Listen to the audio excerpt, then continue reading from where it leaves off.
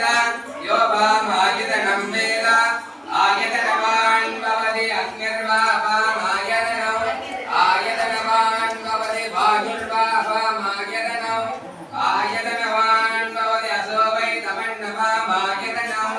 आयतनवान् भवति चन्द्रमा